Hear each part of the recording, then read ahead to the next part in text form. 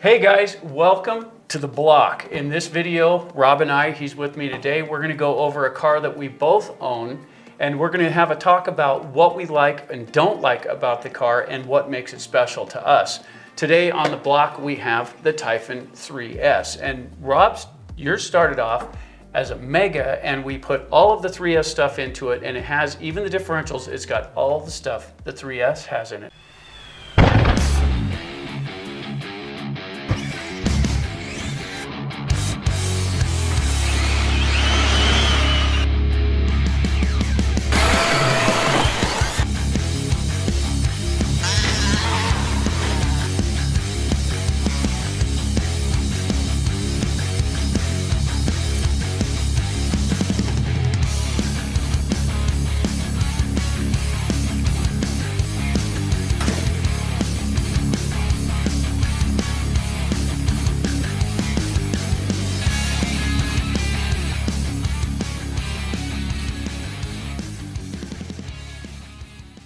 What do you think of yours?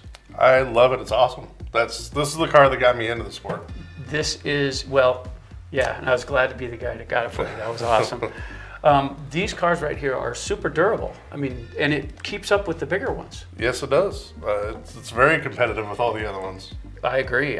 If you're taking it to the ramp, for example, we're running these things off to the ramp, there's a few minor differences to this car, and what it is, one of them, is the tires. These are a bit more aggressive. They're a little different than the 6S tires, which we have a show of that today. Take a look at those. These are a little different all the way around than these ones. These are a bit more aggressive, and they handle really good. And when you get in nature-like situations, they seem to claw through the earth and whatnot better to get the car where it needs to be. And it helps that this weighs less. What do you think of that? That was the next thing I was going to say. Is that it's so light. I mean, it just goes over stuff. It does, and the footprint, looking at it from the front, it's the same as the 6S car. From the side, it's got the same dimensions here. The wing's a little different, but at the speeds these run, that's not a huge thing, but I think it does help in the air when you get them off the ramps. Now, we've run them out on the big ramps, and the 3S jumps almost as far as the 6S cars. Well, obviously not as far because it's not 6S, but I mean, it flies. Well, the upside to this is not being 6S, this is still way strong, right? So it's really powerful and it goes just about the same speeds. What I find is this weighs less, so it doesn't have as much inertia when you come off the ramps, and that means that this isn't going to have the same trajectory as a heavier car. I have not broken very many parts on mine. Well, and we've run this one hard, hit the ramps a lot with this one, and we haven't broken this one yet. Oh, really? Haven't had to change one part in it. And the cool thing is, let's take a look inside real quick.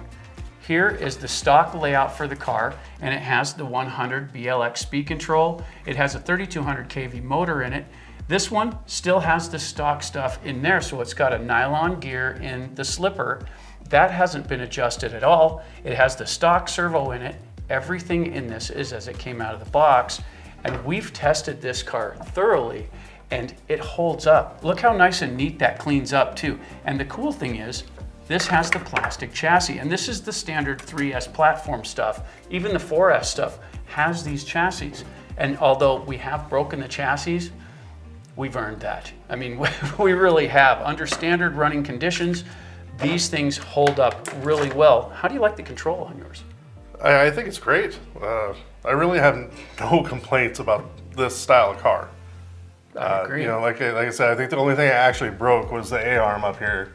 Did you earn that? I earned it. I mean, I piled it into a horseshoe stake, I think, just square on. Yeah, well, anything's going to break when you put that kind of pressure on it. Of course. What I was impressed with is the way this thing climbs.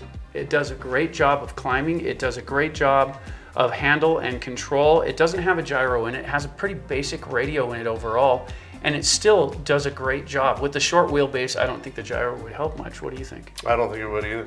Yeah, I agree. Pretty nice.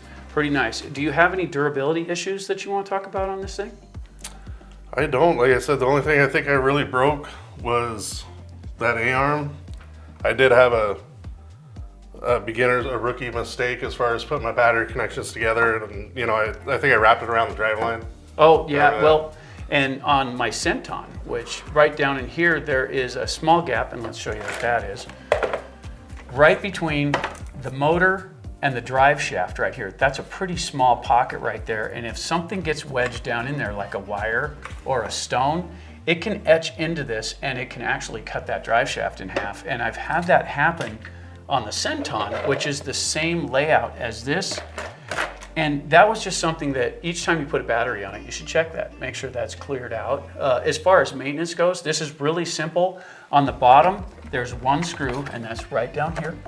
And you pull this one screw out, and inside, there's a block, and there's a little red block in here. Pull that to the side. That's the lockout block. That keeps all this in. Detach the wires from the motor. Lift this tab and just slide the whole thing, and it can be a little difficult to slide. Once you get some grit in there, it makes a bit of a difference. But slide this whole thing out. The slipper, the transmission, and the motor all come out in one part. Real easy to work on. Yeah, it was a great starter car for me. I agree. Would you recommend this to others? I would.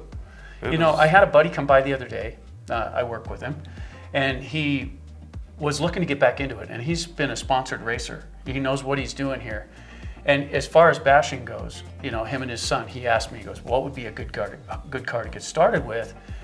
And I pointed him at one of these. I said, depending on what you want to do. And that really does matter. If you're trying to get out in heavy nature, these do have kind of a small tire. I mean, these do get hung up on things, and they're a little small. But if you have something that's kind of groomed, if you don't have a lot of giant rocks and things, this handle's really good for those situations. But if you get into down trees and stuff like that, you're gonna want something with a bigger tire on it. If that's the case, you know what is a really great yard car to play with in the grass and all kinds of just around the house kind of stuff? The Granite. Granite. It's the same layout and everything. It's a 3S car unless you get the Mega, which I would advise against unless you're absolutely brand new to the sport. But it has the same equipment inside, but it has much bigger tires, and it's got a truck body on it. And my son-in-law has one. Is it a little bit heavier? I don't think so. It's got everything the same. It doesn't have this on the back. It's just got the truck body. The tires and wheels are bigger, but they're not as heavy. They're a lighter wheel and tire.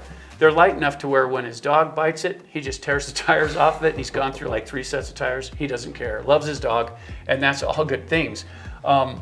But if you're looking for that kind of situation, even off the ramps and stuff, the Granite does a great job. We don't have one in the studio just yet, and we may in the future. But this is the same blueprint. And if you take a real close look at this, and I know you can't get them anymore, but if you get a Creighton 4S, now we both know Nate, he's got one of those. It's the same thing, but at 4S, it's so off the chain that it is just impressive to watch run. Even when it's cartwheeling and doing stupid things, you can't look away. It's kind of like a train wreck. You got to see what happens to the end. And it is the same thing. Now, he actually had to hit a stump with his, and it pulled the stump out of the ground, but that's what finally broke the chassis. And that was a direct hit at speed. And if you watch the channel, you've probably seen it in one of the trailers. But they are really strong. Everything works good, but I do have a downside, and it's right up front here. These shocks, the plastic ones, I am not a fan of those. They do wind up leaking. Pretty soon they wind up empty. These ones, these are the new ones. I just got this one not too long ago, and these shocks are still holding up, so maybe they improved them. Maybe this is version 2 on that. But the original ones would leak. They would drain all their fluid out, and then basically you just had a spring package in there, which really didn't do much for the car. The handling went down, everything was tough. Also, this is the version 2 of this, so it's got clearance down here, down in the steering rack here. And with the original, like my Senton, it's the version 1 of that. And you'd get gravel or something down in there, and it would bind, and then the wheels wouldn't turn because it would lock a rock in the corner. And that's a bad thing, but this one suffers that a lot less, but it has suffered from that, and usually that's from running on gravel. Yep.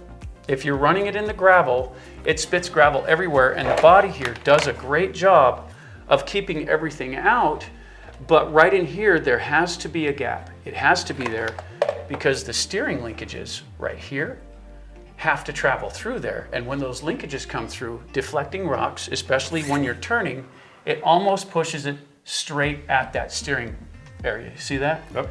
And the problem with that is it'll spit those rocks right into this tight area right here, and it'll lock down your steering. Simple way to fix it, turn it upside down, turn the steering wheels, and the rocks will fall out, turn it back over, and keep running. Pretty simple. You know, Mark's got a Senton as well, and his suffers from the same problem. Yep.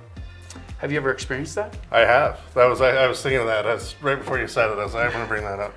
The other thing I was going to bring up too is, you know, you're talking about kind of groomed surfaces, and the reason why I was talking about the weight was because of like grassy area. Yeah. You get in that forest grass, you might say, you know, that kind of wraps around your rims and your axles a little bit. So sometimes you might have to grab it and rip some of those weeds out if you're going through the bush like that. Well, and here's a good example for that. Tina's got a 6S version of this car, okay, and she goes with this on the regular. She does that a lot. Well, we were out running at the racetrack one day, and this is a dirt bike track we go to just for the channel. It's not actually an RC racetrack. And while we're out running to shoot the video for, what were we shooting, the UDR, I think? When we were out shooting the UDR video, she took hers out to the infield and was playing with it. And the grass, you know, was wild grass. It wasn't super thick, but a lot of it was about this tall, and she was just mowing through it, and it went through it just fine.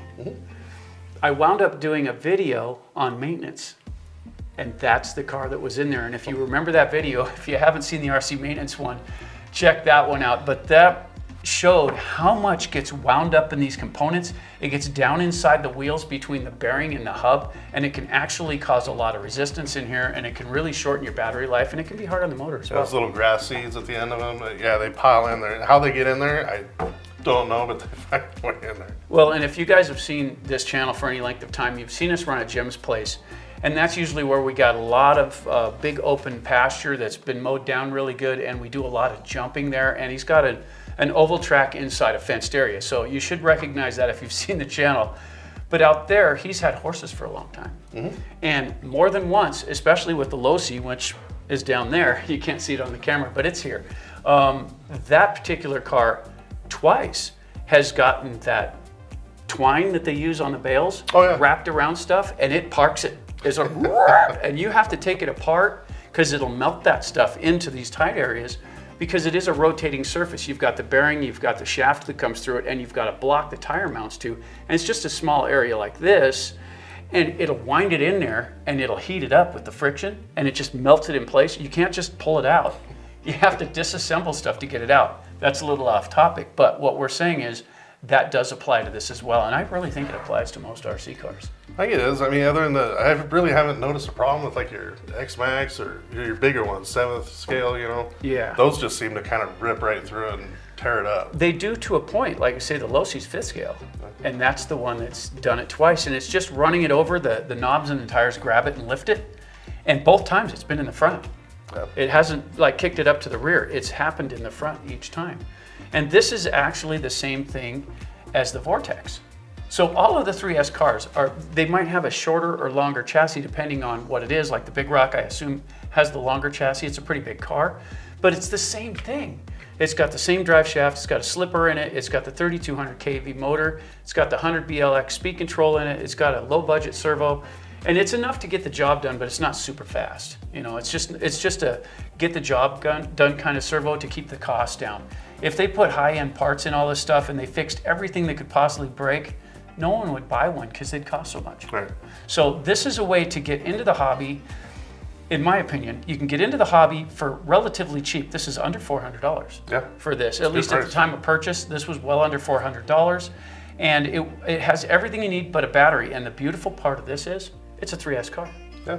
Okay, so that means if you're running a 6S car, you might have to buy a 6S battery, which are more expensive, okay? Or buy two 3S batteries. And the problem with that is if you buy two hard shell 5,000 milliamp 3S batteries, they won't fit in it.